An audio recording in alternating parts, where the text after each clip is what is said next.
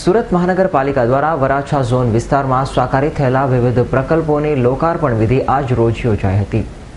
સુરત મહાનગરપાલિકા દ્વારા વરાછા ઝોન વિસ્તારમાં શાંતિ કુંજ અને હેલ્થ સેન્ટર વોર્ડની લોકાર્પણ વિધિ કરાઈ હતી, જેમાં સરથાણા સીમાડાના TP scheme number 21 final plot number 114ના પ્રાણી સંગ્રહાલયની સામે હેલ્થ સેન્ટર, વોર્ડ ઓફિસ, વાંચનાલય અને શાંતિ વનનું લોકાર્પણ કરાયું હતું.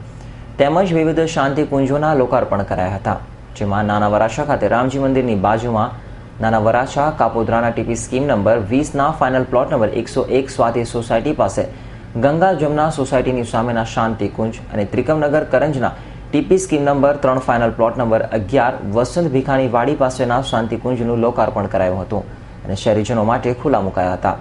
સુરત મનપા દ્વારા વરાછા ઝોનમાં સાકારી થયેલા વિવિધ પ્રકલ્પોની લોકાર્પણ વિધિમાં સ્થાનિક નગરસેવકો, ધારાસભ્યો અને મનપાના અધિકારીઓ સાથે સ્થાનિકો ઉપસ્થિત રહ્યા હતા.